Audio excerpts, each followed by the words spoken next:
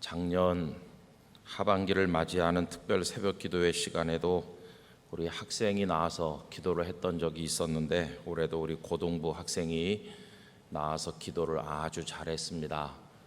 누가 써줬는지 근데 누가 써준 것 같질 않네요. 대개 어른들이 하는 기도는 그렇게 하지 않는데 해주세요 이런 거 보니까 우리 학생다운 기도를 한 것 같아요. 여러분 이랬을 때는 전 누구네 집 딸이야 이렇게 궁금해지시죠? 우리 영락교회 학생들이 하나님 앞에 아름답게 성장하게 되기를 원합니다. 내일 새벽에는 광고가 좀 달라집니다. 일식당에서 매식하실 수 있습니다 이렇게 오늘까지는 광고했는데, 내일은 어느 은퇴 장로님이 대접을 해주신다고 합니다. 그래서 6시 반이고 내일은 아이들까지 다 같이 오셔서 우리 특별 새벽 기도의 마지막 마무리를 잘 할 수 있도록 그렇게 해주시면 감사하겠습니다. 오늘 열왕기상 18장 말씀을 읽었습니다. 열왕기상 18장에는 오늘 읽은 이 놀라운 사건 바로 앞에 대단한 일이 하나 나와 있지요. 너무나도 잘 아시는 대로 아합과 이세벨이 통치하던 북왕국 이스라엘의 그 악한 시대에 하나님께서 남겨주신 하나님의 사람 엘리야가 등장을 하시고, 그 엘리야가 바알과 아세라 선지자 850명과 맞서서 영적 대결을 벌이는 광경이 그 앞에 나옵니다. 그래서 그 850대 1의 영적 대결에서 하나님께서는 엘리야의 제단에 불을 내려서 그 제물을 다 태우심으로 여호와 그분만이 참 살아계신 하나님이심을 모든 사람들 앞에 선포하시고, 엘리야는 그 위대하신 하나님의 종이라는 것을 많은 사람들이 깨닫도록 하시는 놀라운 사건이 기록이 되어 있습니다. 그리고 나서 이제 오늘 읽은 말씀이 나오는 것이죠. 오늘 읽은 본문에는 3년 6개월 동안 하나님의 진노를 받아서 우로가 끊겨서 비가 오지 않으므로 땅이 쩍쩍 갈라지고 살 수 없는 땅이 되어가던 그 죽음의 땅에 하나님께서 그 땅을 고치셔서 하늘에 비를 쏟아내려 주시는 은혜의 말씀이 기록되어 있습니다. 근데 그 앞에 나오는 것과 오늘 읽은 말씀이 아주 대조적이라는 생각이 듭니다. 왜냐하면 하나님의 불이 엘리야의 제단에 임해서 그 제물을 다 태울 때는 엘리야 선지자께서 그 제단을 만들 때 많은 물을 길어다가 그 위에 부어서 도랑에 넘치도록 물이 흘러내렸는데, 하나님의 불이 내려와서 그 물을 다 핥아서 바싹 마르게 만들었지 않았습니까? 있던 물을 바싹 마르게 하는, 불로써 마르게 하는 하나님의 능력이 나타난 것이라면, 오늘 읽은 본문에는 바싹 마른 그 땅에 하나님의 비를 쏟아내려 주심으로 물이 강을 이루어서 흘러내려가고 사람들이 사는 땅을 적시는, 그래서 그 앞에 거는 물을 없어지게 하셨고, 오늘 읽은 본문에는 물로 가득 차게 만들어 주시는 그런 대조적인 모습이 나타나고 있습니다. 자, 그런데 여러분, 오늘 읽은 이 말씀 속에서 제목을 바다 쪽을 바라보라 이렇게 정했는데, 우리가 이걸 가지고 오늘 아침 주시는 기도 제목을 생각을 해보도록 하겠습니다. 지난번에 6월 6일 날 우리 안수 집사님들께서 남한산성 영락 수련원에 올라가셔서 수련회를 가졌습니다. 또 부부가 동반하신 가정도 있어서 그날 그 예배당을 꽉 채우고 창문을 다 열고 바깥에들도 앉으셔가지고 예배를 은혜롭게 드렸는데, 그날 우리 집사님께서 기도를 하셨는데 그 기도가 제 마음속에 남아 있습니다. 그 기도가 이런 거였습니다. 저를 위해 기도해 주시면서 성도의 숫자에 신경 쓰지 아니하고 교회 재정에 많고 적음에 매이지 않고 복음의 본질만 추구하는 목사가 되게 해주세요.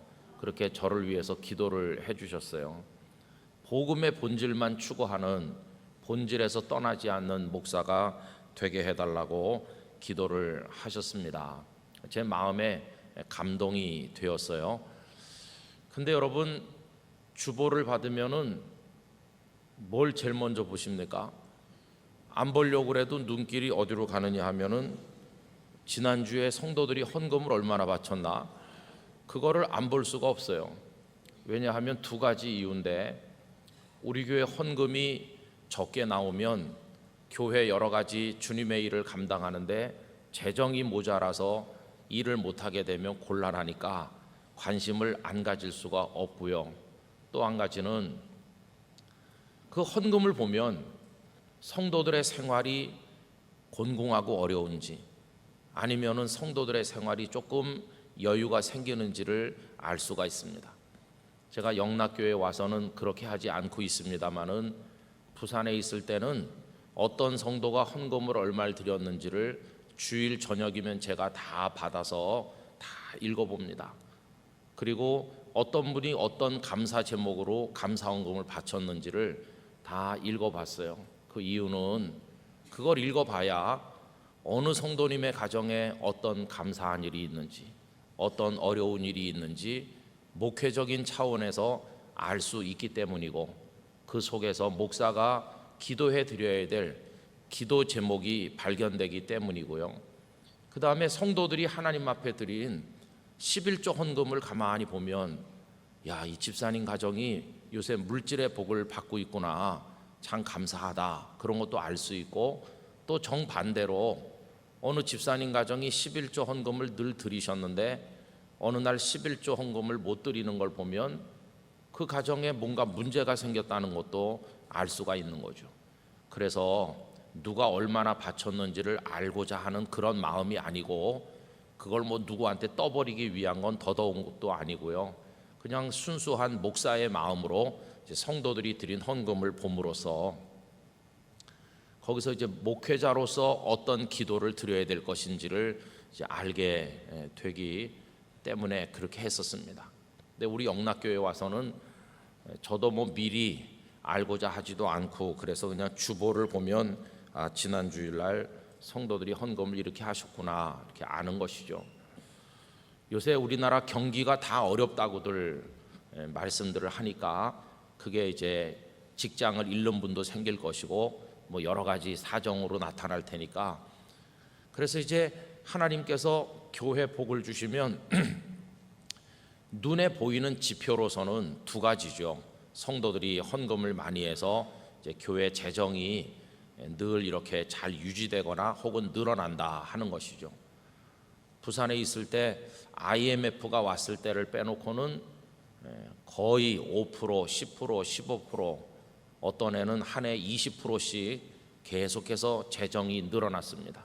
그래서 하나님의 은혜 가운데 여러 가지 일들을 많이 할 수가 있었고, 또 하나의 지표는 뭐냐 하면 출석하는 성도들이 늘어나는 겁니다. 예배 오는 성도들이. 그래가지고 이제 지난 주일보다 몇 분이 더 오셨다, 연초보다 연말에 출석하는 성도가 좀 늘었다, 뭐 주일학교도 늘어나고 청년들도 늘어나고, 하나님께서 우리 교회에 은혜를 주시는구나, 이렇게 이제 그런 통계적 자료를 가지고 가늠을 해볼 수가 있었습니다. 근데 요즘에 이제 교회들이 10이면 9교회는 헌금이 얼마인지도 나오지 않고 또 출석 통계도 나오지 않죠.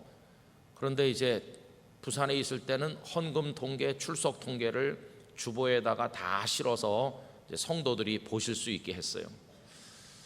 성도들이 보시고 출석이 줄어들었으면 영적으로 긴장을 하고 깨어서 기도하고, 줄면 준 대로 하나님 앞에 엎드려야 되는 것이고, 출석이 늘면 는 대로 이게 하나의 교회 건강 상태를 체크하는 지표와 같으니까 마치 병원에 가면 혈압을 재고 체온을 재는 것처럼 이제 그렇게 했었습니다. 우리 집사님께서 그런데 신경 쓰지 않고 복음의 본질만 추구하는 목사가 되게 해달라고 기도해 주셔서, 그래, 그게 중요하지, 겉으로 드러나는 그게 절대적인 것은 아니지 하면서 이제 제 마음을 다시 한번 이제 새롭게 가지게 되었습니다. 근데 제가 부산에 가서 이제 목회를 처음 할 때요, 도무지 아무 성도들이 반응이 없어요. 왜냐하면 제가 우스운 소리를 하면 좀 웃기도 하고, 좀 심각하게 하면 같이 심각해지고 그래야 되는데 제가 무슨 얘기를 해도 언제나 가만히 이렇게 있어요. 그리고 예배 끝난 다음에 나가면서 하시는 말씀이 이런 거였습니다. 뭐 은혜를 받았다는 둥, 뭐 오늘 말씀이 어땠다는 둥 그런 얘기를 하시는 게 아니고 서울에서 목사를 데려오길 잘했어. 사투리를 안 쓰니까 참 좋아. 그래서 이게 전혀 이게 안 맞는 거예요. 제가 듣고 싶은 얘기는 그런 얘기가 아니고, 그래서 이게 참 답답한 거예요. 그래서 매주일 주보를 들여다보는 거죠. 교인이요 한 명도 안 늘어요. 한 명도. 부임해가지고 첫 해도 뭐 그 다음에도 어쩌면 이렇게 교인이 한 명도 안 늘 수 있을까? 전도도 안 되고 일부러 안 하려고 그래도 힘들 텐데, 야 참 이상하다. 근데 여러분, 그 주보에 나타난 통계 숫자가 오늘 본문과 연결해서 말해보면 뭐와 같은지 아세요? 바다 쪽과 같은 거예요. 바다 쪽. 지금 사환을 시켜서 엘리야가 바다 쪽을 바라보라고 그래요. 왜냐하면 바다 쪽을 바라볼 때 뭐가 나타나길 기대합니까? 구름이 나타나길 기대하잖아요. 지금 3년 6개월 동안 비가 하나도 안 와가지고 다 죽게 됐는데, 하나님께서 비를 쏟아 주셔야 되는데 비가 오려면 구름이 있어야 되는 거잖아요. 구름이 나타났나 보라 하는 거예요. 구름이 나타난다는 것은 이제 비가 올 거고 뭔가가 지금 잘 되고 있다는 하나의 증거 아니겠어요? 그러니까 주보의 통계를 보면 교인이 늘고 있네, 잘 되고 있는가 보다, 재정이 늘고 있어, 잘 되고 있는가 봐, 하나의 지표가 되듯이 바다 쪽을 쳐다보면서 구름이 나타나기를 기다리는 거죠. 근데 오늘 이제 이 주간에 우리 눈 여소서 그런 주제로 같이 말씀을 나누면서 눈 혹은 본다 이런데 이제 초점을 맞춰서 제목을 정하다 보니까 바다 쪽을 보라 이렇게 했지만, 사실은 오늘 본문의 중심 주제에 따라서 제목을 다시 정한다면 바다 쪽을 볼 게 아니고요, 엎드려야 되는 것이죠. 엎드려요. 여기 우리가 놓쳐서는 안 될 게 있습니다. 바다 쪽을 바라본 사람은 누군가요? 엘리야인가요? 사환인가요? 사환이 바라보는 겁니다. 사환을 시켜서 너는 바다 쪽을 보라. 처음에 한번 보고 오게 했는데 아무것도 나타나지 않았어요. 그걸 여러 차례 반복하기를 7번까지 하죠. 7번째 가서 사환이 와서 하는 말이 사람의 손만한 요만한 구름이 나타났습니다.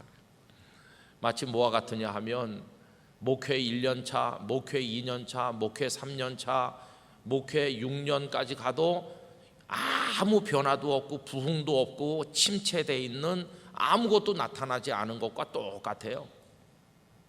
그런데 목회 7년차에 갔더니 손바닥만한 뭔가가 나타난 거예요. 교인이 조금 늘었고 성도들의 형편도 조금 펴졌고 뭔가 조금 되는 것 같은 증거가 손바닥만하게 나타난 것과 똑같아요. 그러면 6년 차까지는 뭐가 문제였고 7년 차에는 뭐가 달라졌을까? 여러분, 7년 차쯤 가서 하나님의 응답이 있는 거죠. 그죠? 하나님의 응답이 있는 건데, 중요한 건 뭐냐 하면 이 엘리야가 말이죠, 한번 엎드리고 가서 보고 오라고 하고 아무것도 안 나타났을 때 그냥 포기한 게 아니라 계속 자신은 엎드려 있다는 것이. 그럼 보십시오. 성경에 등장하는 여러 가지 사람의 자세 가운데서 가장 불편한 자세, 거의 불가능한 자세를 하나 고른다면 저는 오늘 이거라고 생각합니다. 집에 가서 한번 해보시기 바랍니다. 침대 위에 푹신한 데 올라가서 무릎 꿇고 앉아서, 무릎 꿇고 앉는 거야 누구나 다 하죠. 그런데 얼굴을 무릎 사이에 넣는 거 해보시기 바랍니다. 그거 잘 되는 분 있으면 제가 밥 한 그릇 사드릴 용기가 있습니다. 나이가 한 30, 40 넘으면요, 얼굴이 무릎 사이에 들어가는 사람은 아마 무슨 유연한 체조 선수나 리듬 태조 선수쯤 돼야 가능하지, 정상인 사람은요 무릎은커녕 가슴까지도 안 될 거예요 이게. 근데 엘리야가 얼굴을 무릎 사이에 넣고 엎드렸다. 그럼 뭐가 보일까요? 아무것도 안 보이죠. 지금 비가 오겠다고 하는 증거는 어디를 봐야 알 수 있습니까? 하늘을 봐야 알 수 있는 겁니다. 그럼 하늘을 봐야 되는데 하늘은 사환 보고 바라보라 그러고 엘리야 자신은 어딜 보고 있나요? 엎드려서 땅바닥을 내려다보고 무릎 사이에 있는데 아무것도 안 보이는 거죠. 그러나 사실은 아무것도 안 보고 있는 게 아니라 무릎 사이에 얼굴을 파묻고 엎드린 엘리야는 온 힘을 다해 가지고 하나님을 바라보고 있는 겁니다. 하나님을 바라보면서 엘리야는 하나님을 바라보고 사환은 바다 쪽을 바라보는 거예요. 바다 쪽에 손만한 구름이 나타나기까지 먼저 있는 게 뭡니까? 누군가는 하나님을 바라보고 엎드리는 게 있었기에 그 다음에 바다 쪽에 구름이 나타나는 거예요. 여러분, 주보에 성도가 늘어났어요, 뭐 헌금이 늘어났어요, 교회가 활발해졌어요, 이런 눈에 보이는 구름 같은 증거가 나타나려면 그 전에 뭐가 먼저 있어야 됩니까? 하나님 앞에 엎드리는 게 선행되지 않으면 안 되는 거죠. 여러분, 저는 이것을 또 조금 다른 말로 표현하면 골방과 광장의 이야기라고 말할 수 있다고 생각합니다. 광장은 사람들이 많이 모이는 곳이에요. 우리식으로 말하면 이 회중이 다 같이 모이는 예배당이라고 할 수 있어요. 예배당에 갔는데 요 앞에만 너댓 사람밖에 안 앉아 있더라. 그런데 어느 날 가니까 꽉 차게 성도들이 오셨더라. 그러면 얼마나 기분이 이렇게 좋아지겠어. 와, 많은 분들이 오셨어. 근데 여러분, 여기가 사람들이 많이 모이는, 회중이 많이 모이는 장소고 사도행전식으로 말하면 광장이라고도 할 수 있어요. 예루살렘 오순절에 그 예루살렘 성전 앞에 광장에 많은 순례자들이 가득 차게 모인 것과 비슷한 거죠. 그러면 베드로 사도가 나가셔서 그 광장에 각 나라에서 온 순례자들을 향해서 예수님의 십자가와 부활의 복음을 선포했더니 하루에 3,000명이나 세례를 받고 주께로 돌아와 제자가 됐는데, 그 광장의 기적, 손바닥만한 구름 정도가 아니라 막 그냥 엄청난 구름이 몰려오는 것 같은 증거가 보이는 거 아닙니까? 근데 그 광장의 기적이 눈에 보이려면 그보다 먼저 있어야 될 게 뭔가요? 골방의 역사가 있어야 되는 거죠. 골방. 그 골방이 어디였습니까? 다락방이었습니다. 제자들에게는. 다락방에 예수님 승천하신 이후에 제자들이 모여서 거기서 하나님의 약속하신 성령님이 임하시기를 눈물로 기도하며 기다렸잖아요. 골방에 엎드림이 있고 난 그 다음에 광장의 부흥이 나타났어요. 광장의 부흥이 나타나려면 반드시 골방의 사건이 선행되지 않으면 안 됩니다. 여러분, 이건 예수님께서 보여주신 거죠.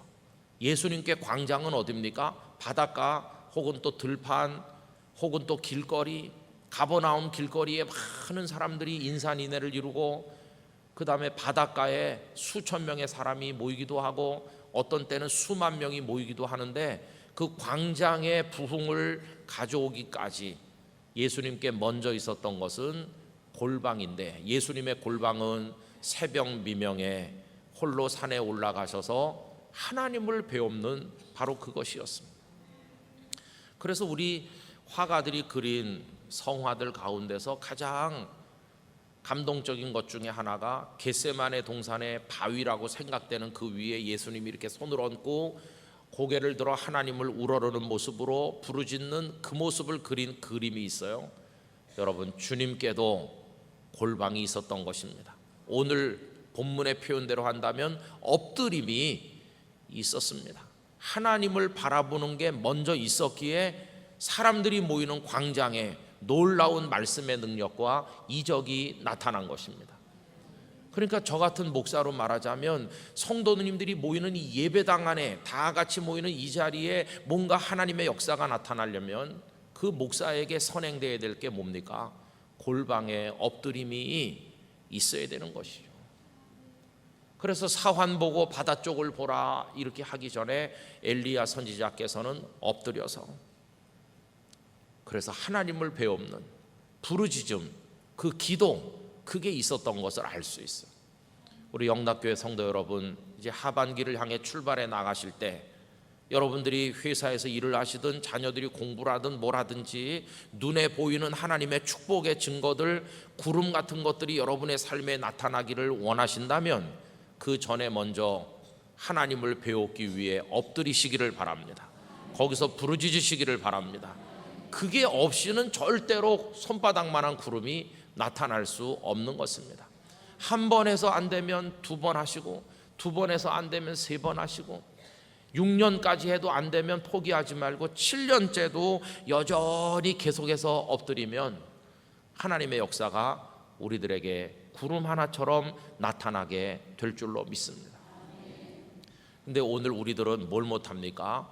그걸 못하는 거예요. 엎드림을 못해요. 엎드려서 하나님을 배우는 걸 못하고, 그거는 생략한 채로 그냥 자꾸 바다 쪽만 살펴요. 뭐 좀 되는 거 없나 이렇게. 그 엎드리는 건 없이 맨날 주보만 봐요. 우리 교회 좀 부흥되나? 하나님께서 야, 그거 보기 전에 먼저 골방에 엎드리는 걸 해라. 먼저 그걸 통해 나를 만나라. 나한테 먼저 나와라. 그러면 그 다음에 가서 너의 저 바다 쪽 하늘에 구름이, 은혜의 구름이 떠오를 것이다. 그걸 우리들에게 가르쳐주고 계시다는 것이. 저는 기도 대각성 운동 120일을 하는 거 하나님의 축복이었다고 믿습니다. 그걸 통해서 어떻게 우리가 자리 잡고 방향을 정하고 살아야 될 것인지를 하나님께서 우리로 하여금 체득하도록 만들어 주셨다고 믿습니다. 이거는 행사가 아니고 우리의 삶을 하나님 앞으로 돌려놓기 위한 가장 기본적인 일이었다고 생각을 합니다.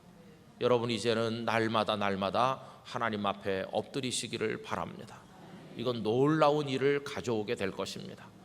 나는 엎드려서 하나님만 보고 있으면 바다 쪽에 구름을 보는 건 다른 사람이 해줄 겁니다. 우리 영락교회 성도들이 다 엎드려서 하나님만 바라보고 있노라면, 부르짖음을 하고 있노라면, 다른 사람들이 영락교회가 많이 부흥됐대, 많은 주님의 일을 하게 됐대, 구름을 보는 일은 다른 사람이 봐줄 겁니다. 우리가 안 봐도 우리가 봐야 될 것은 주님의 은혜의 품이고, 우리가 할 일은 엎드리는 것뿐임을 기억해야만 하겠습니다. 근데 여러분, 엎드림이라는 게요 참 재밌어요. 엎드림을 영어로 쓰면 그 다음에 드림 이렇게 되잖아요. 여러분, 드림은 우리의 아름다운 소원이고 우리의 꿈인데, 하나님 앞에 엎드리면요 우리의 드림이 되는 거예요. 그래가지고 조그만 드림이 더 크고 아름다운 드림이 되어서 그게 저 다운되는 게 아니라 돼가지고 하나님께로 올라가면 하나님께서 받으시는 거예요. 엎드림이 드림이다. 이렇게 누가 만든 말인데 잘 만든 것 같아요. 머리가 좋은 사람이 그렇게 상상을 했어요. 근데 그게 딱 맞아요, 그죠? 엎드리는 사람의 가슴 속에 드림이 하나님 앞에 업돼서 올라가는 거예요. 그렇게 하고 나면 바다 쪽에 뭐가 나타나요? 여러분, 바다 쪽을 바라보고 싶은 충동이 늘 우리에게 있어요. 뭔가 좀 되고 있나? 내 삶에 하나님의 은혜와 축복이 임하고 있는 증거가 뭐 없나? 자꾸 바다 쪽을 살피는데, 그 전에 먼저 하나님 앞에 엎드려야 되는 것이죠. 저는 믿습니다. 우리가 개인이나 가정이나 교회나 하나님 앞에 엎드려서 하나님을 바라보고 부르짖고 그렇게 하면 우리의 바닷가에 많은 구름들이 떠오르도록 하실 거예요.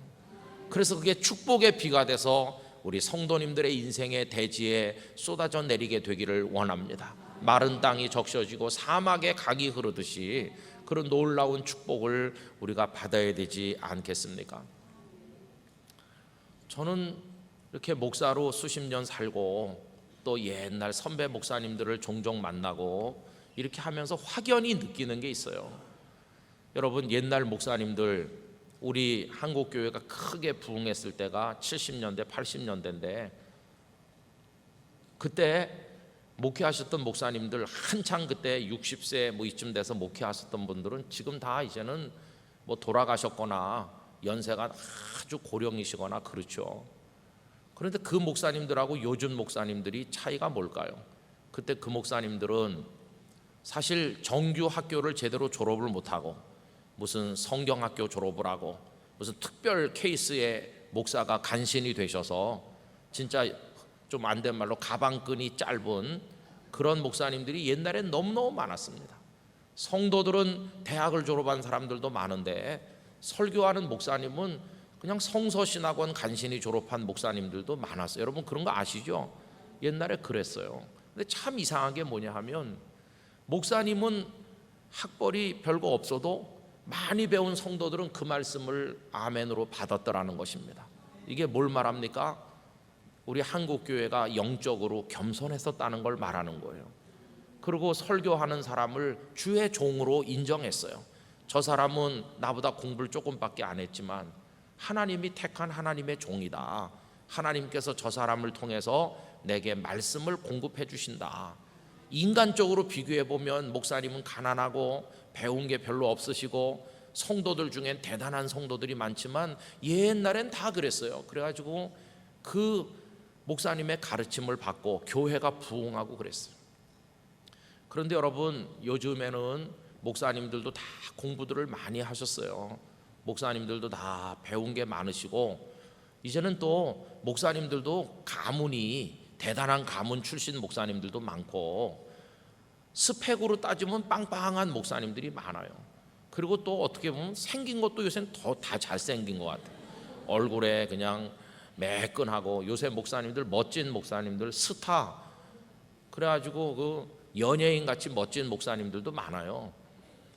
그리고 재주도 많아요. 뭐 온갖 다 기타도 잘 쳐 노래도 잘해 뭐 그냥 못하는 게 없고 그렇게 훌륭한 다 갖춘 목사님들이 많은데 한국 교회가 시들시들 하잖아요. 그래서 저는 늘 그런 게 궁금했어요. 도대체 왜 그 옛날 목사님들이 말했어요. 우리 때는 경제적으로 나라가 너무 가난하고 60년대, 70년대, 80년대 한창 목회하던 분들은 다 일제시대 때 태어났거나 뭐 6.25 동란 전에 태어나신 분들이니까 제대로 공부할 형편이 못 되잖아요. 우리나라가. 우리 시대는 그래서 배우지 못했고 하지만 자네들은 공부를 좀 많이 하고 훈련을 많이 받고 다양한 경험을 많이 쌓아보게 그래서 이제 그 후배들은 다 공부도 많이 시키고 뭐 이렇게 했죠.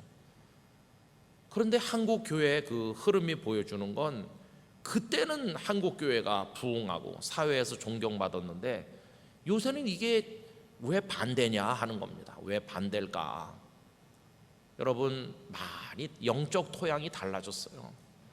옛날에는요 그렇게 부족함이 많은 목사님이 설교해도 성도들이 다 은혜 받았습니다. 그런데 요새는 성도들이 말씀을 많이 평가합니다. 저거 좀 저렇게 말하면 안 되는 거 아니야? 목사님이 너무 심하게 야단치는데 기분이 안 좋은데 이러면서 강단의 권위가 다 땅바닥에 떨어져요. 그리고 쫓겨나는 목사님들도 많아요. 그리고 뭐 교회 안에 얼마나 복잡하게 우리 다 똑똑해 요새는 다 똑똑해 가지고요 다 자존심도 세고 그래서 이렇게 주님의 모습처럼 겸손한 사람이 털 깎는 자 앞에도 잠잠하셨던 예수님 같은 그런 모습을 보이는 사람 찾아보기가 참 어렵게 된 그런 시대에 우리가 살고 있습니다. 그럼 왜 그럴까 생각해 보면 제 마음에는요 이유가 딱 하나라고 생각되고 저의 진단은 시간이 흐를수록 더 틀림없다고 하는 확신이 들고 있어요. 그게 뭔지 아십니까? 옛날에 여러 가지로 인간적으로 부족했던 목사님들은 엎드림이 많았던 분들이세요. 엎드리는 게 많았어요. 그런데 요즘에는 다 성도들도 다 많이 갖추셨고 목사님들도 많이 갖췄는데 솔직히 말해서 엎드리는 게 안 되고 있는 거예요. 안 돼요. 그래서 어떤 분의 표현대로 하면 30분 설교하기 위해서 3시간 기도하던 그때 그 목사님들하고 지금은 3시간 말해야 되는데 30분도 안 엎드리는 거 하고 여러분 그게 영적인 능력에 있어서 그게 동일하겠습니까? 하나님께서는 재주 있는 사람을 통해 역사하는 게 아니라 당신을 전적으로 의지하는 사람을 통해 역사하십니다. 그러니까 이게 영적 싸움인 건데 우리의 싸움이 영적 싸움인 건데 점점 영적 파워가 우리 떨어지는 거예요. 골방 없이 광장으로만 진출하려고 그래요. 광장에 가서 내 이름을 내고 성공해 보려고 하지 골방을 그냥 통과하는 거예요. 저는 우리 영락교회 성도들이 이 엎드림의 비밀을 터득하게 되시기를 바랍니다. 거기서 주님을 내가 바라보고 엎드려 있으면 바다 쪽에 구름이 뜨는 건 다른 사람들이 본다니까요. 다 눈에 보이는 증거는 남들이 알게 돼 있어요. 내가 할 일은 바다 쪽에 구름을 찾아 헤매는 것이 아니라 하나님 앞에 엎드리는 것입니다. 저는 우리 영락교회의 미래는 이거 할 수 있는지 없는지에 달려 있다고 확신합니다. 여러분, 그래서 120일 기도 대각성을 통해 이제 시동을 걸게 하신 것이고, 여러분 앞으로 계속 여러분 자신을 위해서나 어려운 대한민국의 현실과 우리 교회들과 우리 자녀들의 미래를 위해서 엎드리시기를 바랍니다. 이게 너무너무 간절한 것이에요. 엎드리면 아무것도 못 보나 하나님을 본다고 그러잖아요. 하나님을 바라보고 있으면 남들은 바다의 구름을 바라보게 되는 것이죠. 조금 있으면 비가 쏟아져 내리는 증거가 나타날 것이고, 땅이 홍건하게 젖는 게 나타날 것이고, 땅이 막 발이 푹푹 빠질 만큼 비가 많이 쏟아지고, 조금 있으면 그 메말랐던 땅에 곡식이 파랗게 올라오는 증거가 보일 것이고, 나중엔 그거 추수를 해서 먹게 될 것이고, 여러분 우리 영락교회 성도들이 엎드리면요, 그렇게 연쇄적인 하나님의 은혜의 증거들이 우리 교회 안에 쭉 나타날 줄로 믿습니다. 교회 보이는 부분이나 보이지 않는 부분이나 우리 사역이나 성도들의 가정이나 우리 자녀들이나 모든 면에 하나님의 축복이 연쇄적으로 일어나게 되기를 기원하는 것입니다. 그 출발점은 엎드리는 거다, 이렇게 생각을 하는 것이죠.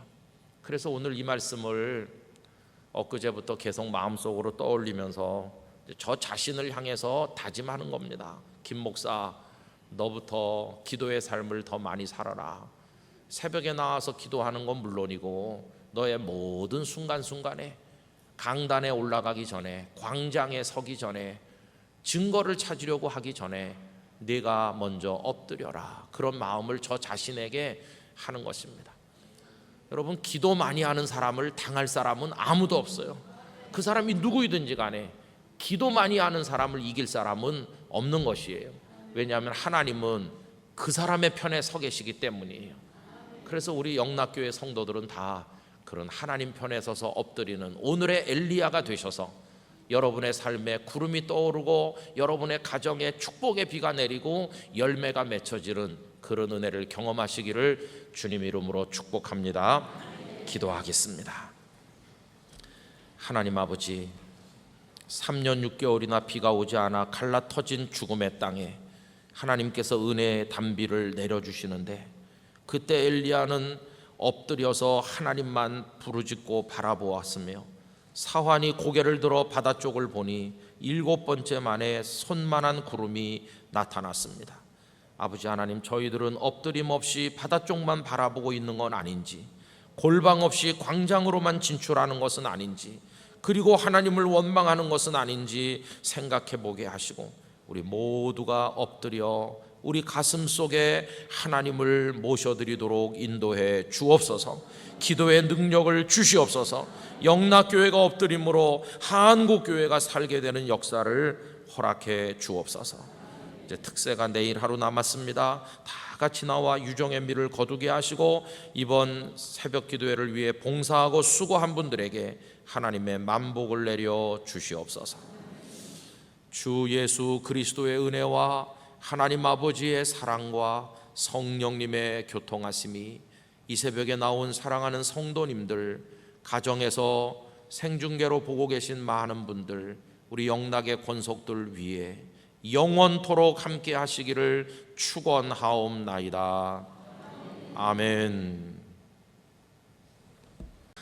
우리가 이게 모여가지고 막 두 손 들고 찬양하고 또 박수를 치면서 이렇게 찬양하고 그러죠. 옛날에 이제 이렇게 뜨겁게 기도하고 막 주여 그러고 그러면 사람들이 뭐라고 그러냐면 저 사람 영파야 이렇게 말하더라고요. 어렸을 때 무슨 말인지 잘 알아듣지 못했는데, 영파, 좀 신령하다, 그리고 영적인 것을 좋아한다, 그런데 관심이 많다, 그런 뜻으로 영파라고 불렀던 것 같아요. 그러면 영파가 아닌 사람은 다 육파입니까? 모든 그리스도인들은 다 영파입니다. 그 영이 하나님의 영 성령님이시죠. 우린 성령님 파입니다. 성령님 파. 제가 신대원에 입학을 하기 위해서 이제 면접 시험을 보러 갔더니 이제 복도에 서가지고 면접 차례가 되기를 기다리면서 교수님들 방 앞에 서 있는데 누가 그래요. 어느 교수님한테 면접합니까? 그래서 제가 아무개 교수님한테 합니다. 그러니까 내가 정보를 하나 알려주겠습니다. 뭔데요? 그러니까 그 교수님은 반드시 박수 치는 거 좋아하냐 이렇게 물어본다고 그래요. 그러면 절대 안 좋아합니다 이래야지. 박수 치는 거 좋아한다고 그러면 합격하기 곤란하다고. 그래서 긴장을 하고 들어갔더니 아닌 게 아니라 그분이 학생은 우리 교회에서 찬송가 부를 때 박수 치는 거 좋아하냐 이렇게 물어보더라고요. 그런데 그 바깥에서 얻은 정보에 의하면 절대 박수 치는 거 안 좋아한다고 그렇게 말해야 되는데 그렇게 말하면 양심에 조금 저 박수 치는 거 좋아하거든요. 그래서 뭐라고 대답을 했는지 아세요? 성령이 인도하시는 대로 합니다.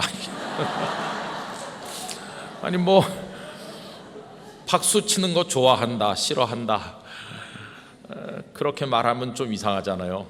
박수 치는 거 좋아한다 그러면 떨어질지도 모르겠고 싫어한다 그러면은 합격할지 모르겠지만 마음이 편안치 않고 그러니까 성령님이 인도하시는 대로 합니다 이렇게 하니까 그분이 고개를 이렇게 들면서 저를 한참 쳐다봐요. 그러더니 이제 합격을 시켜줬습니다. 여러분 하나님 앞에 찬양할 때 어떤 때는 막 눈물이 나기도 하고 어떤 때는 너무 기뻐서 일어나서 춤을 추는 사람도 있고 어린 아이가 되는 거 아니겠습니까? 하나님의 언약궤를 다윗성으로 메어 올리던 그날 다윗은 왕복을 벗고 어린 아이처럼 기쁨에 충만해 가지고 춤을 추었죠. 그랬더니 그 아내 사울의 딸 미갈이 저 높은 데서 이렇게 내려다보면서 비웃었죠. 왕이 채신머리도 없이 어떻게 저 왕복을 벗고 춤을 추면서 사람들 앞에서 저럴 수가 있나 이렇게 마음속으로 멸시하죠. 그런데 여러분 그렇게 되는 이유가 뭘까요? 미갈을 지배하는 영과 다윗을 지배하는 영이 다른 겁니다. 미갈은 사울의 딸인데 사울 왕이 전쟁에서 죽고 아버지가 가지고 있던 왕의 자리에 남편이 앉긴 앉았는데 그간에 여러 가지 사연들이 많이 있지 않았습니까?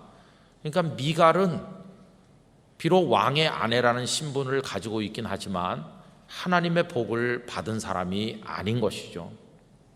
그러니까 마음에 기쁨도 없고 그런 것이죠. 그러나 다윗은 베들레헴 들판을 누비던 목동에 불과한 나를 하나님께서 들어 올려서 이스라엘의 왕이 되게 하시고 열방 위에 나를 세우신다 생각을 하니까 너무나 감사해 가지고 뭐라고 표현할 수가 없는 겁니다. 그래서 기뻐서 춤을 추면서 하나님을 찬양하는 거 아니겠습니까? 여러분 부부임에도 불구하고 그 영혼을 다스리는 영이 다르면 그런 결과가 오는 것이죠. 그래 나중에 다윗의 입을 통해서 하나님께서 미갈에게 어떤 말씀을 했습니까? 이 미갈이 결국은 자식을 낳지 못하는 그런 여인이 되고 마는 것이죠. 저는 우리 영락교회 안에 성령의 바람이 이렇게 불고 성령의 불이 붙고 성령께서 우리 가운데 운행하시는 것을 영락교회 성도님들이 민감하게 깨닫고 반응할 수 있기를 원합니다. 주께서 우리에게 주시는 기쁨, 주께서 우리에게 주시는 은혜에 민감하게 기쁨으로 반응하는 거죠. 금요 기도에 빠지지 않고 비가 오나 바람이 부나 오시는 분들은 다 영파인가? 그럼 안 오는 분은 육파입니까? 그건 아니거든요.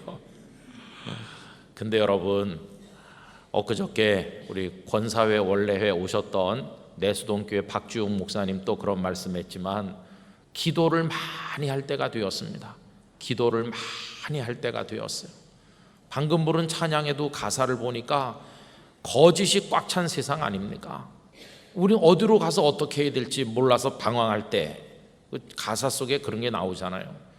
우리가 사는 세상이 그런 곳이죠.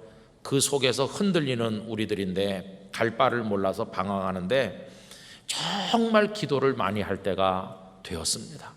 여러분, 그래서 기도할 사람이 필요한 시대에 우리가 살아가고 있는 것이고, 하나님께서는 누가 이 시대를 깨우며 새벽 닭이 되어 사람들을 깨우며 누가 울부짖어 기도하는 내 백성이 될 것인가, 이렇게 찾고 계시다고 믿는 것입니다. 여러분, 영락교회 성도들이 그 하나님 앞에 기도의 제물이 되시기를 바랍니다. 우리가 제물이 되는 거죠. 양 한 마리가 제물이 되므로 나머지 사람들의 죄가 용서되듯, 예수님께서 십자가의 제물이 되심으로 나머지 사람들이 구원을 받게 되듯, 우리가 기도의 제물이 됨으로써 이 나라가 살고 우리 가정이 사는 것이죠. 어떤 가정에서든지 기도의 파수꾼이 꼭 있어야 되는 것이고, 어떤 교회든지 기도하는 이들이 반드시 있어야 되는 것이죠. 저는 영락교회 24시간 어느 구석 어디서든지 기도하는 소리가 끊어지지 않게 해달라고 기도하고 있습니다. 여기 베델에 와서 하든 어느 방에 어디서 하든 이 영락교회 어디선가 하나님을 부르는 소리가 중단돼서는 절대로 안 되는 것입니다. 그래서 여러분, 우리가 기도하고 또 나와서 하나님의 성령의 역사를 사모하는 것이죠. 성경에 나와 있는 하나님의 놀라운 역사는 무슨 만담가가 만든 이야기가 아닙니다. 살아계신 하나님께서 실제로 이루셨던 능력의 이야기고, 그 하나님께서는 지금도 살아계신 하나님이십니다. 그 하나님을 믿으면서 기도를 드려야 됩니다. 그래서 여러분, 내가 몸이 아플 때, 내가 마음이 아플 때, 내가 여러 가지 삶의 문제 봉착할 때, 내가 영적으로 힘이 다 빠지고 어렵고 힘들 때 하나님을 간절히 불러야 되는데, 그 하나님 지금도 역사하셔서 하나님이 원하시기만 하면 다 죽는다고 말한 사람도 살아나는 것이고, 희망이 없는 인생도 오뚜기처럼 일어나게 되는 것입니다. 주여, 내가 보기를 원하나이다. 그렇게 했을 때 나도 원하노니 깨끗함을 받으라. 나도 원하노니 깨끗함을 받으라. 내 소원대로 되라고 주님이 원하시기만 한다면 우리 안에 놀라운 역사가 지금도 일어나는 것입니다. 사람들은 이젠 전도가 안 되는 시대에 살고 있다고들 말해요. 그 전도는 옛날에 됐던 거지 지금은 안 된다고 하지만, 하나님께서는 택한 백성을 다 곳곳에 내려다보고 계시고 우리들을 통해서 그들을 건지시기를 원하시는 것입니다. 그래서 여러분, 생명대각성 운동을 하면서 우리가 이 저녁에 또 모였는데 하나님의 눈이 이곳을 내려다보고 계신 줄로 믿습니다. 이 시간은 한국교회가 그래도 가장 많이 기도하는 시간입니다. 새벽 4시, 4시 반, 5시, 5시 반 요 새벽 시간대하고 매주 금요일 이 저녁 시간대, 웬만한 교회에서는 다 금요기도회를 하니까 지금 대한민국의 이 시간이야말로 한 주간 전체 중에서도 아주 거룩한 시간입니다. 주일 오전 10시, 11시, 12시 그 시간에도 예배를 드리지만 이 금요일 저녁은 부르짖어 기도하거든요. 우리 영락교회뿐만 아니라 많은 교회에서 지금 이 시간에 성도들이 두 손을 들고 눈물을 흘리면서 주여 이렇게 부를 것입니다. 하나님께서 이 땅을 하감하시고 이 금요일 저녁에 태풍을 앞둔 이 밤에도 이렇게 모여서 부르짖는 이 땅의 성도들의 눈물과 부르짖음을 하감하셔서 우리를 건지시고 이 땅을 고쳐주시기를 간절히 원하는 것입니다. 그래서 우리는 좀 거룩한 제물로 나를 주님께 드린다, 그런 마음을 가지고 이 자리에 서 있는 것입니다.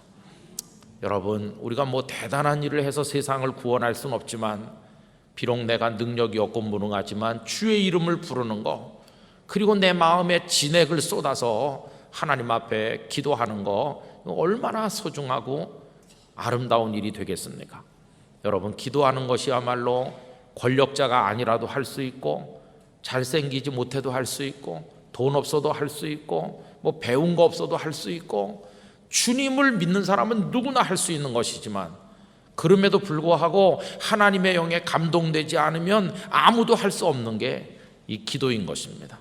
그런 면에서 오늘 저녁에 이 자리에 나오신 여러분들은 성령님의 이끄시는 손길 안에 있는 줄로 믿습니다.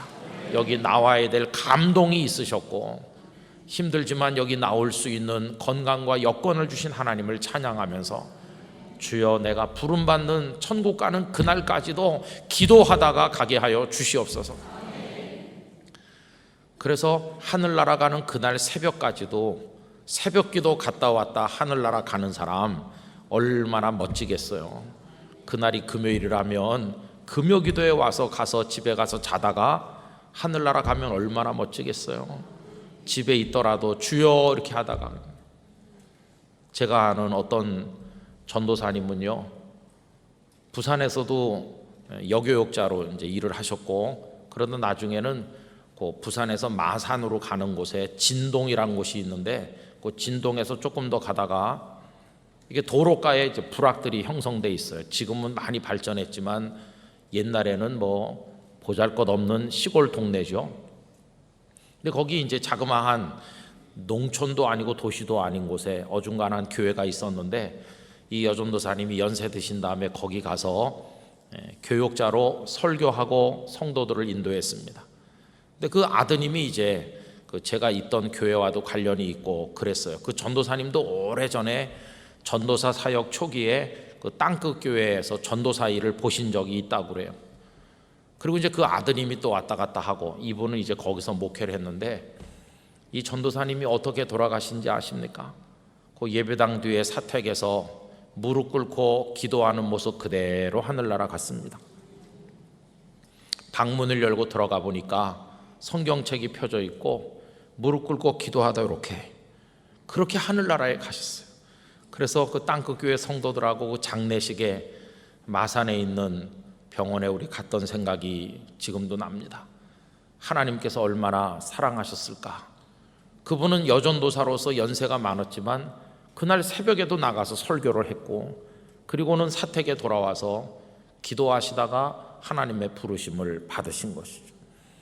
여러분, 뭐 신학을 많이 배운 전도사님도 아니고 연세도 드셨고 옛날식 할머니 같은 어디 내놓을 게 뭐 아무것도 없는, 그렇다고 뭐 자식들이 다 잘 돼서 떵떵거리는 것도 아닌 그런 평범한 여전도사님이시지만 하나님과 교통하는 거 아닙니까? 하나님께서 내 딸아, 너 기도 중에 내가 너를 데려가겠다. 얼마나 영광스러운 마지막을 보여주셨는지, 그 전도사님이 평생 신방에서 끼친 은혜, 평생 말씀전에서 끼친 은혜보다 천국 가는 그 모습을 통해서 끼친 감동이 훨씬 더 큰 것이죠. 여러분, 기도로 승리하신 전도사님이었다고 생각이 드는 것입니다. 그래서 저는 영락교회가 기도 가운데 깨어 있어야 돼요. 여러분, 설교하는 목사가 기도 없이 설교할 수 없고, 말씀을 듣는 성도가 기도 없이 말씀을 들을 수가 없고, 주의 일을 하는 사람이 기도 없이 주의 일을 할 수가 없습니다. 할 수는 있겠지만 그건 다 빈 껍데기고 아무것도 열매가 없는 것이고 생색만 내는 것이고 하면 할수록 피곤한 것입니다. 여러분, 우리는 비즈니스를 하는 게 아니라, 비즈니스는 스트레스를 받고 부담을 많이 가지고 늘 그것에 쫓겨서 밤에도 깊은 잠을 못 자고 불안한 것이 비즈니스입니다. 그러나 하나님이 우리에게 주시는 비전은 다릅니다. 거룩한 비전은 내가 뭘 꾸미는 게 아니라 하나님께서 계획하셨고 하나님께서 우리를 통해 이루어 가시는 것입니다.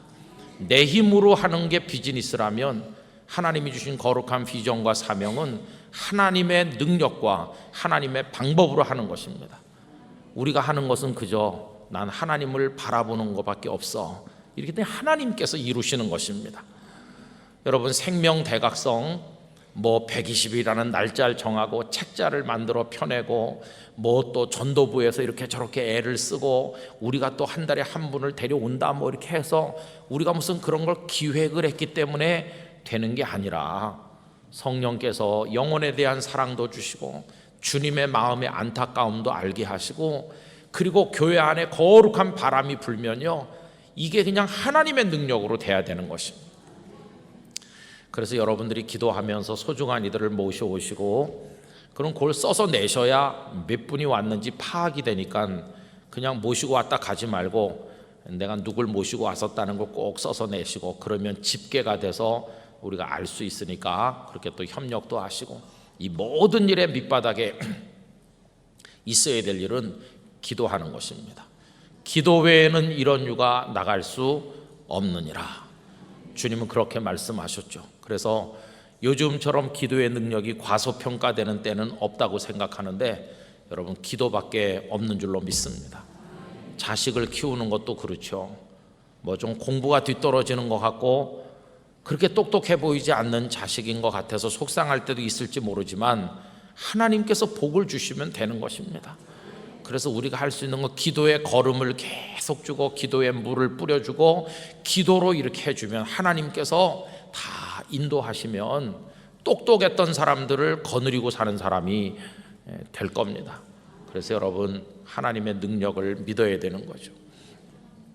교회들이 위축되고 성도가 줄어들고 교회들이 어렵다 이렇게 말하지만, 그건 우리가 믿음이 없는 거지. 현상이 그러하다 하더라도 하나님이 계시지 않습니까?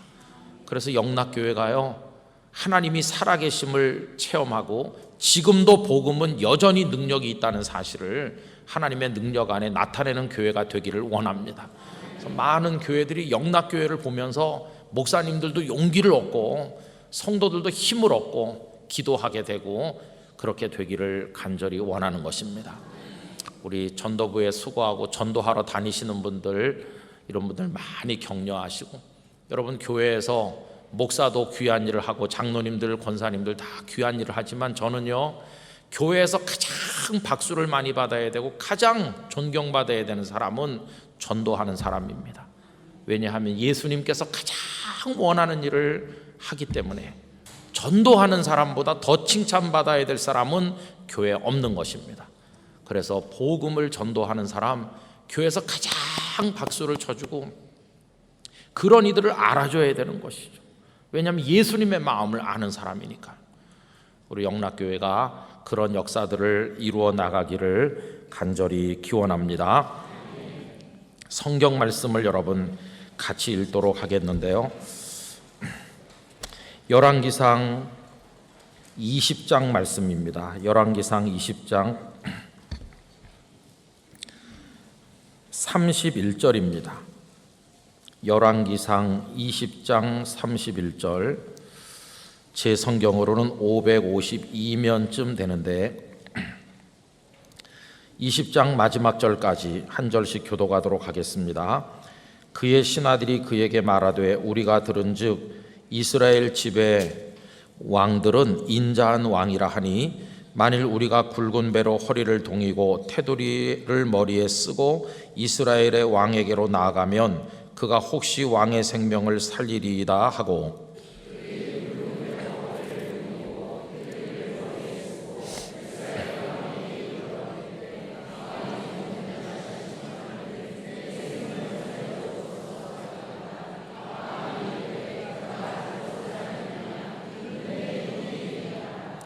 그 사람들이 좋은 징조로 여기고 그 말을 얼른 받아 대답하여 이르되, 베나닷은 왕의 형제니이다. 왕이 이르되, 너희는 가서 그를 인도하여 오라. 베나닷이 이에 왕에게 나오니 왕이 그를 병거에 올린지라.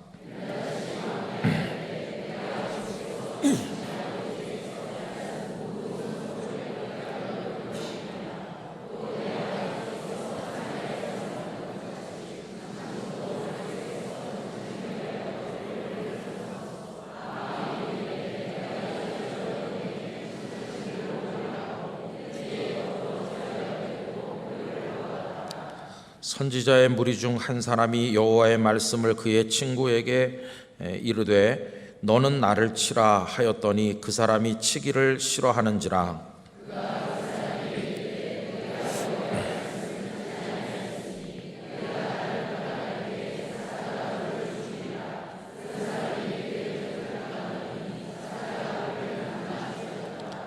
그가 또 다른 사람을 만나 이르되 너는 나를 치라 하매 그 사람이 그를 치되 상하도록 친지라.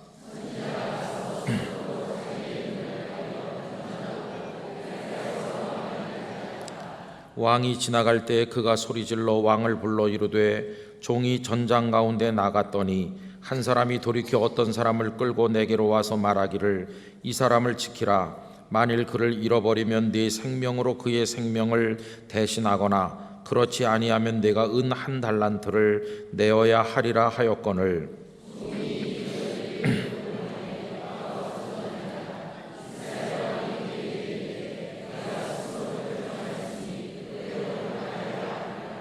그가 급히 자기의 눈을 가린 수건을 벗으니 이스라엘 왕이 그는 선지자 중에 한 사람인 줄을 알아본지라.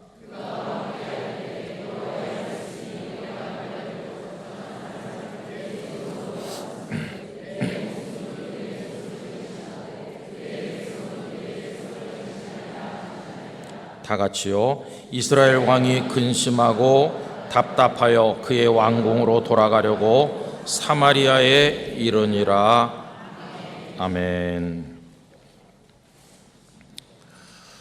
저희 어머니께서 한산도 일원에 교회들도 개척하시고 또 전도도 하시고 그랬던 적이 있었습니다. 근데 그거를 물질적으로 많이 후원하셨던 가정이 통영 그 충무시에 있는 어느 교회 장로님 가정이었습니다. 근데 철공서를 제법 크게 하셨고 재산이 제법 많았던 가정이신데 두 네 분이 신실하셨고 그 권사님은 정말 기도를 많이 하시는 분이셨습니다. 그 권사님이 서울에도 종종 오셨기 때문에 저희 집에서 주무시기도 하시고 저를 무척이나 위해서 기도를 많이 해주셨던 김진선 권사님이라고 지금도 얼굴이 눈에 선하고 그렇습니다. 그런데 그 권사님 장로님께서 여러분 그 옛날에 충무 통영 같으면 서울하고 거리가 얼마나 멉니까? 그런데도 경제적인 여유도 있은 데다가 기도 많이 하시고 아이들을 열심히 키우셨어요. 그래서 제가 기억하기로는 그 집 아들 한 사람은 서울대학을 졸업을 했고 그 다음에 딸이 또 있었는데 이화여대를 들어간 딸도 있었고 하여튼 자녀들을 그 지역에서는 다 깜짝 놀랄 만큼 잘 키우셨어요. 그런데 이제 그로부터 몇 년 이렇게 지난 다음에 그 이화여대 다니던 딸이 무슨 일이 있었는지 모르지만은 하여튼 뭔가에 의해서 큰 충격을 받았습니다. 그래가지고 정신이 조금 많이 이상하게 됐어요. 학교를 다닐 수 없는 건 말할 것도 없고 제대로 이게 사람으로서 역할을 못하는 완전히 정신이 이렇게 치료하기 힘들 만큼 그래서 집에 데리고 내려와서 그 집에 있었는데 어느 날 없어진 겁니다. 이 딸이 없어졌어요. 그러니 그 부모님이 그 딸을 찾는다고 사방으로 헤매고 다녀도 그 딸을 결국은 찾지를 못하는 거죠. 그렇게 세월이 1년, 2년 이렇게 지났어요. 근데 제가 이제 한 초등학교 6학년이나 한 중학교 한 1학년쯤 된 것 같습니다. 어머니랑 서울역 앞 광장을 지나가고 있었는데 완전히 우리 옛날에 그런 사람을 미친 여자라고 말하죠. 길바닥에서 몇 년을 잤는지 완전히 시궁창에 들어갔다 나온 사람같이 얼굴이 뭐 꼬재재 하이가 말할 것도 없고 떼국물이 줄줄 흐르고 몇 년 동안 안 갈아입은 옷 같은 머리는 막 흥크러졌고 그런 여자가 이렇게 지나가면서 우리를 힐끗 이렇게 쳐다보더니 멈춰 서는 거예요. 그러더니 저희 어머니를 보고 빙그레 웃는 거예요. 그 순간 저는 아무것도 몰랐는데 저희 어머니는 벌써 대번에 그 장로님 딸이라는 걸 알아보는 거예요. 그게 몇 년 만에 만난 건데 저희 어머니가 시기 아니냐고 그러면서 그 이름 끝자가 시기였던 것 같아요. 그러면서 달려가서 이렇게 하니까 막 울면서 정신이 없는데도 저희 어머니를 많이 봤기 때문에 요만했을 때부터 저희 어머니를 보고 멈춰서서 미소를 지었던 것 같아요. 그 뭔가가 이렇게.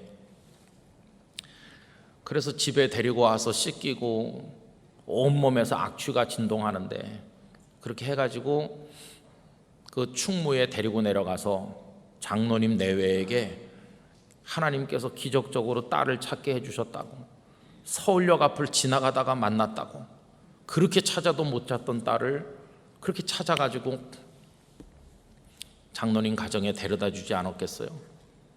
어떻게 됐을까요? 한 1년 있다 또 없어졌어요. 그리고 그게 끝이었어요.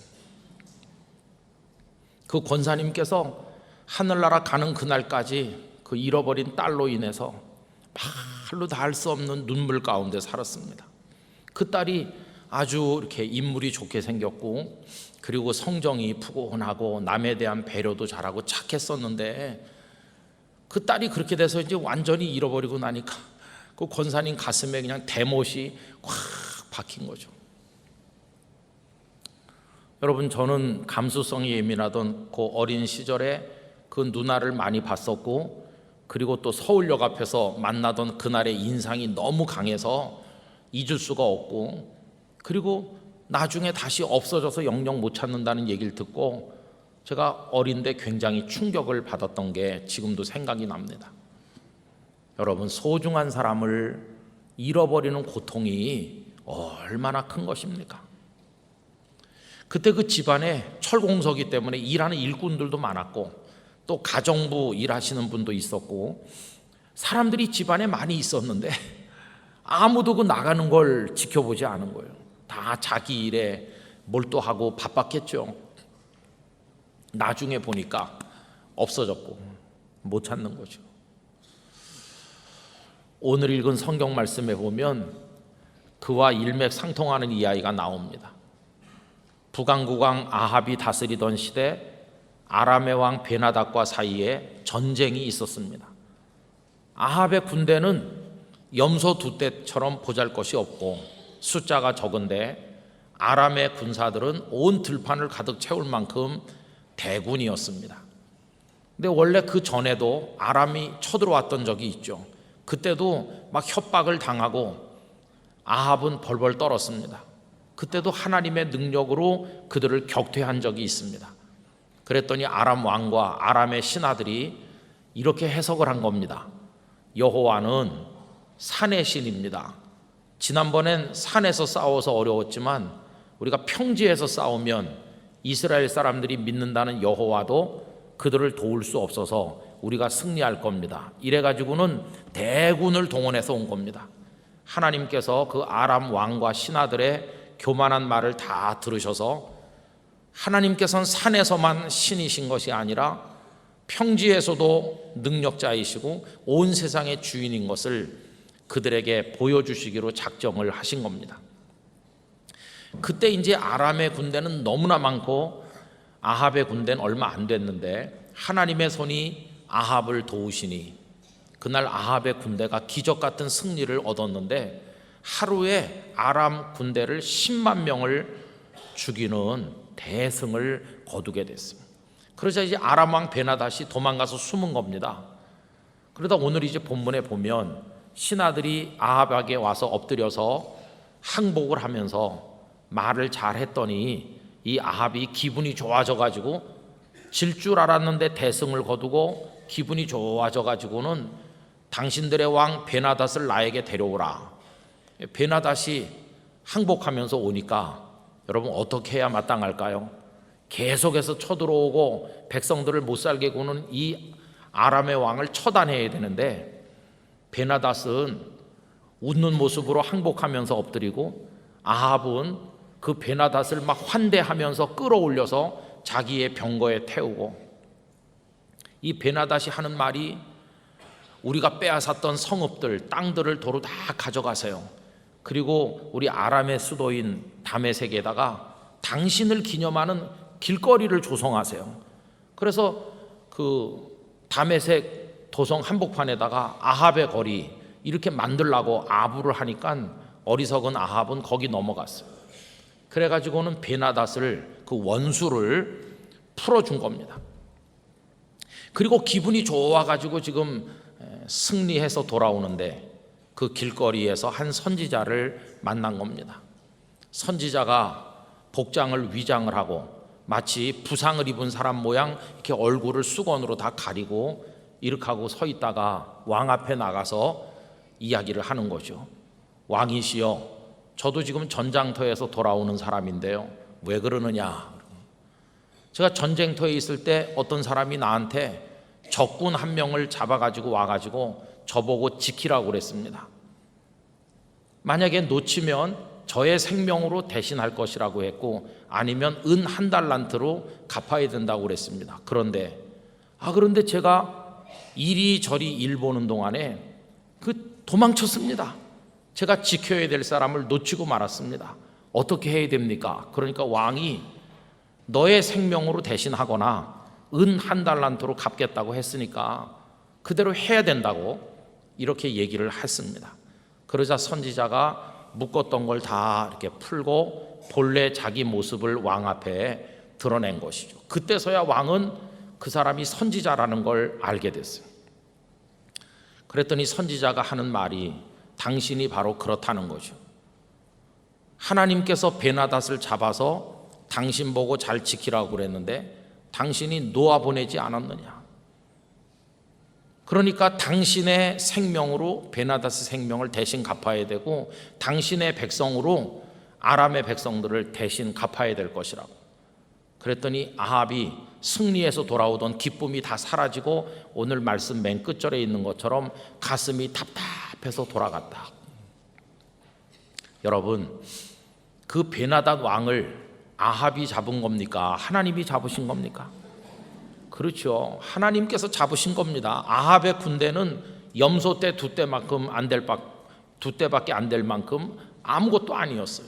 승리 불가능한 거였어요. 이기게 하신 분이 하나님이시고 베나닷 왕을 잡게 하신 분도 하나님이세요. 그런데 아합은 마치 자기가 이겨서 잡은 것이냐 자기 멋대로 놓아주는 거예요. 지켜야 될 자를 지키지 못했어요.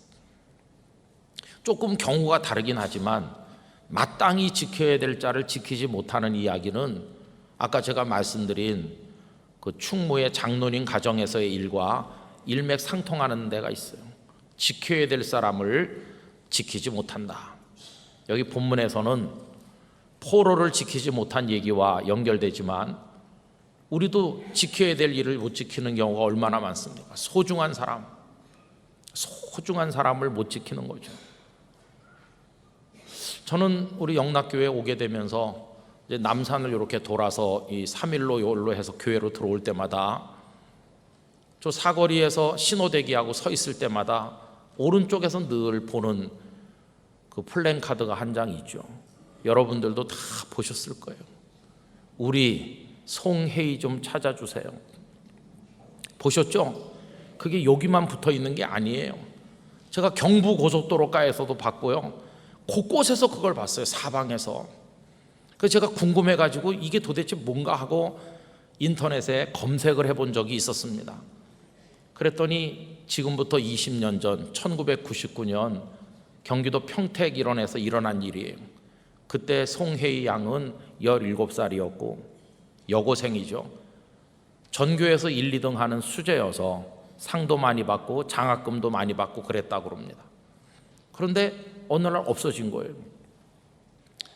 그리고는 그 집안이 다 주저앉았어요. 언니가 있었는데 아버지는 만사를 제쳐놓고 딸 찾아 다니시기 시작했고, 얼마 후에 어머니는 병이 들고 우울증이 오고, 그러던 끝에 어머니는 자살을 하셨고, 그리고 아버지는요 딸 찾겠다고 그냥 만사를 제쳐놓고, 언니는 결혼을 해서 자식을 낳고 살고 있다고 합니다. 근데 아버지는 이사도 못 가는 거죠. 그냥 그 동네 어딘가에 살고 계시고, 혹시 어디선가 전화가 올까 해서 전화번호도 안 바꾸고 016으로 시작되는 번호를 지금도 쓰고 있어서 한 10평 되는 조그마한 곳에서 그 아버지는 살면서 이미 공소시효도 다 끝나서, 그게 범죄라고 하더라도 2014년에 공소시효가 다 끝났다고 그럽니다. 지금은 20년 꼭 지났으니까 37이 됐겠죠.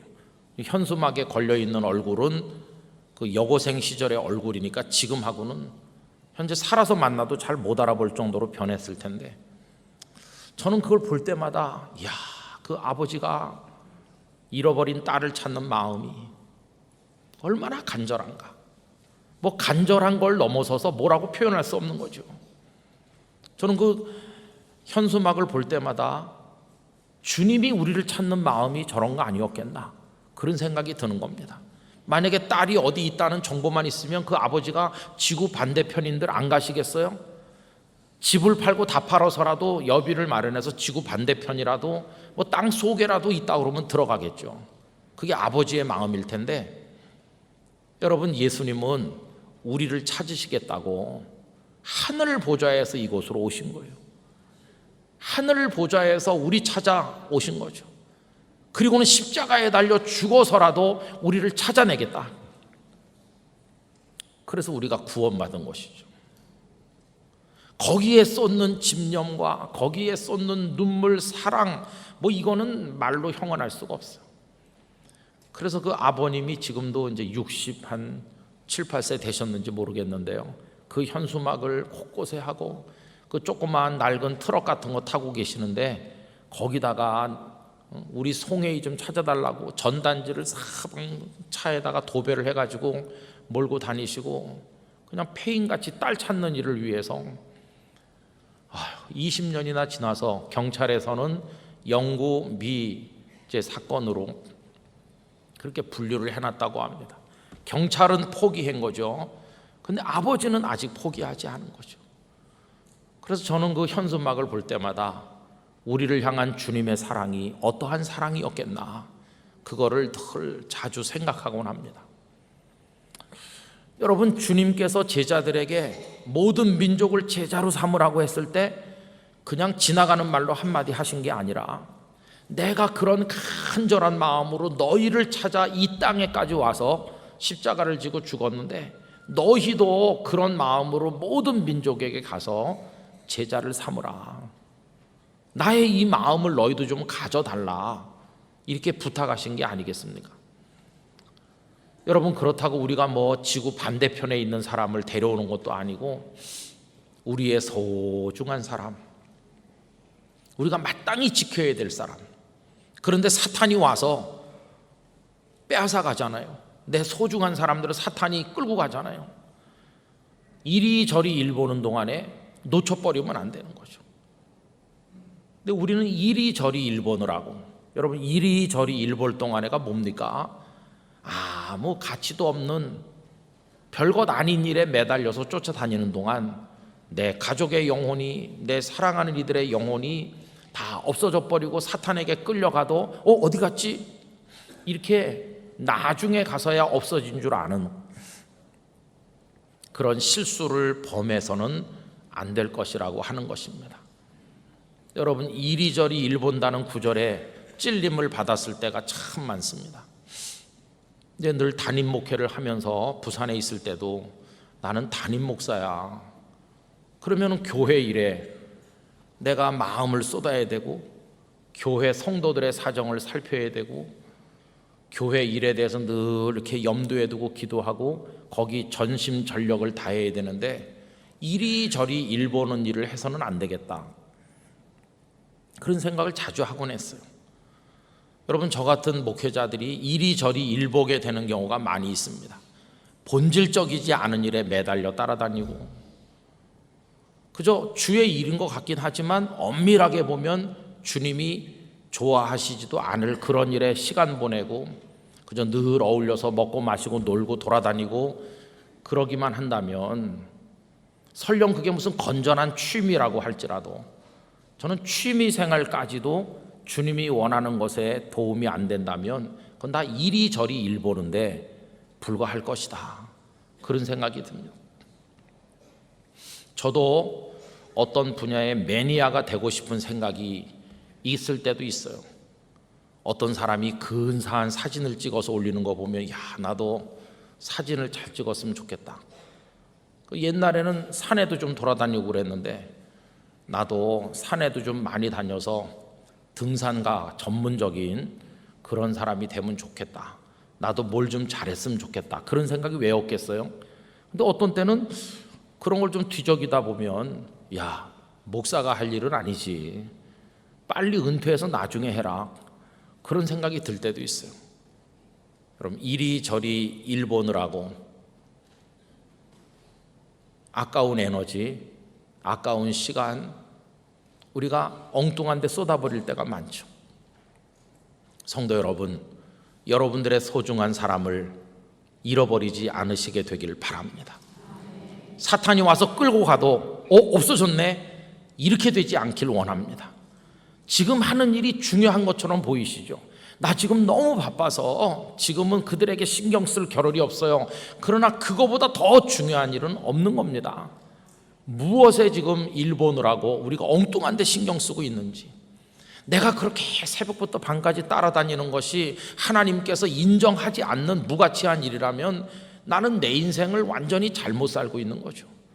지금 같은 건강과 여건이 앞으로 50년, 60년 후에도 있는 겁니까?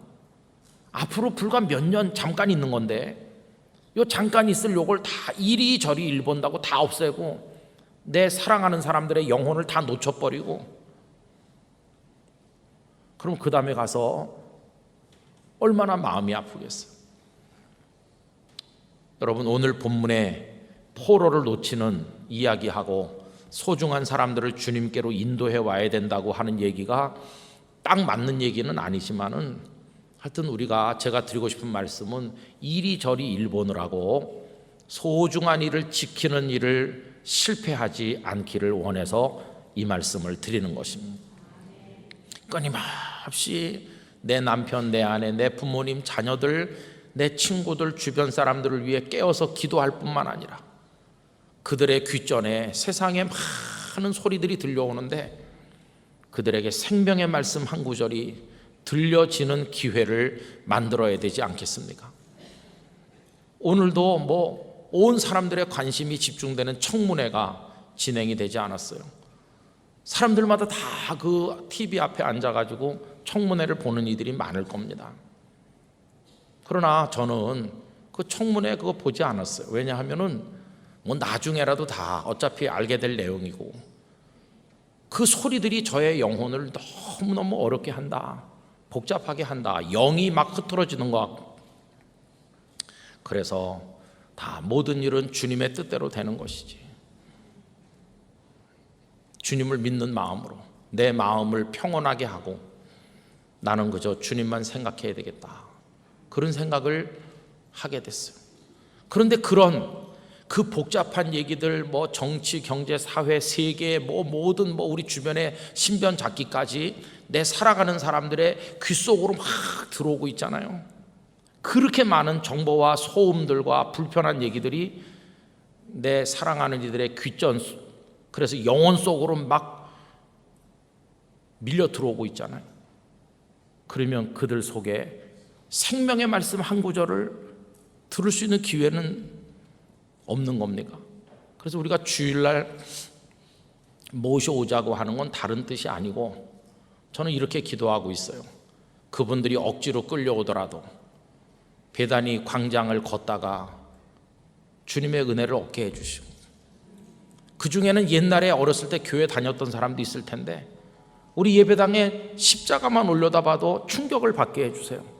내가 주님 버리고 어디로 떠돌아다니다 이제 왔나, 주님이 그들의 마음을 진동시키시는, 그리고 여기 들어와서 앉기만 해도 잃어버린 고향에 돌아온 것 같이 그들이 감동을 받게 해주시고, 찬양대 찬양을 들으면서 또 혹시 찬송가가 옛날에 알던 찬송가라면 그들이 다시 돌아오는 마음으로 찬송하게 해주시고, 생짜배기 교회 처음 오는 사람이 있다고 할지라도 그 두꺼운 마음의 벽을 하나님의 말씀의 방망이가 쳐서 깨뜨리시고 그 영혼을 열어서, 그래서 어떤 말씀 한 구절이라도 그 속에 깊이 심겨져서 그가 당장 그리스도인이 되기로 결심하지 않는다 할지라도 그게 그의 귀를 울리고 심령을 울려서 언젠가는 주님께 나와 구원받는 영혼이 되게 해 주시옵소서. 그래서 이 예배 시간은 말할 것도 없고 우리 교회 건물까지도 그들에게 은혜가 되게 해달라고 그렇게 기도를 드리고 있는 것입니다. 그리고 2부, 3부 예배 시간에 여러분 지하 주차장에 차를 못 여가지고 한참 기다리시고 어떤 분은 차 기다리는 동안에 그 안에서 김밥으로 점심을 해결하는 분도 있대요. 하도 거기 막혀서 서 있어서. 근데 저는 혹시 그 차 안에 여러분이 초청한 분이 있으면 짜증이 나는 게 아니라 도대체 이 사람들은 왜 이렇게까지 하면서 저 예배당에 들어가려고 하는지 호기심이 확 생겨가지고 목사가 굉장히 잘생겼나? 별것도 아니더만 그렇게 생각할지 모르겠지만 주님은 멋있는 분이시잖아요. 주님. 그래서 정말 마음이 그렇습니다. 그거 주님이 원하셨으니까 우리가 그래서 생명대각성 운동이라는 이름을 붙여가지고 우리가 안 하니까 우리 자신이 우리 스스로를 막 채찍질을 하고 우리 스스로를 안 하면 안 되도록 코너로 막 몰아놓고 이 기도회를 하는 것도 우리 스스로의 종아리를 치면서 너 지금 뭐하고 무슨 일에 이리저리 일 보느라고 정신 나갔냐? 우리 스스로를 좀 책망하면서 하나님 앞에 경각심을 가지기 위해서 이렇게 오늘 저녁에도 모인 것입니다. 여러분, 오늘 저녁에 김 목사가 생전 못 들어본 정말 2000년 기독교 역사에 처음 듣는 감동적인 설교를 했기 때문에 여러분들이 은혜를 받고 변화되는 건 아니에요. 다 성경에서 읽으셨고 아는 얘기, 저 김 목사 전에 했던 얘기 또 한다, 다 아시는 얘기죠. 그러나 성령님께서 우리에게 말씀하신다고 생각한다면 우리가 다짐을 새롭게 하는 거죠. 찬송할 때 우리 간절히 찬송하고 그 가사 한 줄 한 줄을 마음에 새기고 주여 내 사랑하는 사람의 영혼을 건져주세요. 우리 영락교회 안에 다시 영적인 부흥이 일어나게 해주세요. 이렇게 하면서 그런 마음을 우리가 공유하는 게 그게 중요한 겁니다. 저 김 목사는 목사니까 저러는 거고 나는 집사인데 목사나 집사나 한 끗 차이예요. 사자는 우리말로 똑같은 사자잖아요. 한자로는 좀 다르겠지만 하나님 앞에서는 목사나 집사님이나 다 똑같아요. 그러니까 같은 영을 가지고 같은 관심을 가지고 우리 영락교회 출석하는 성도들 중에 일할 만 같은 마음을 가져도요 못할 일이 없을 거예요. 10%만 주님의 마음을 따르려고 노력해도 굉장한 기적 같은 변화가 나타나게 될 줄로 믿습니다. 오늘 여기 오신 여러분들이 그렇게 되어 주시기를 부탁드립니다. 영파가 되시고 오늘 밤에도 우리 박 목사님 이제 기도를 인도할 텐데 간절하게 기도하시고, 아니 목사님 나는 금요기도에 와서 드리고 싶은 기도가 있는데 왜 목사님들은 내가 드리고 싶은 기도 제목은 얘기를 안 하고 엉뚱한 기도 제목만 얘기하는지 참 답답해요. 이렇게 생각하시는 분은 두 가지를 하면 됩니다. 하나는 기도회 끝난 다음에 계속 기도하면 되고, 또 하나는요 성령께서는 다 알고 계셔요. 그래서 내 마음에 이쪽에 이게 기도 제목이 있지만 목사님은 이쪽을 가지고 기도하자고 그래도 이쪽을 위해 기도하면 이쪽도 다 들어주시는 거예요. 다 알고 계셔요. 그래서 걱정하지 말고 우리의 모든 것 대신 주님께 기도하는 이 밤이 되기를 간절히 기원합니다. 이제 우리 다 같이 머리 숙여서 기도하도록 합시다. 주님, 이리저리 일 보느라 사랑하고 소중한 우리 사람들을 잃어버리지 않도록 이 사람을 지키라고 하면서 하나님께서 남편으로, 아내로, 부모로, 자녀로, 친구로, 이웃으로 우리에게 붙여주신 사람들 우리가 잘 지켜나가게 도와주시고, 혹여 잃어버린 사람이 있다면 주께서 찾아오게 해주시고 생명 대각성 운동을 통해 놀라운 역사가 일어나게 하여 주시옵소서.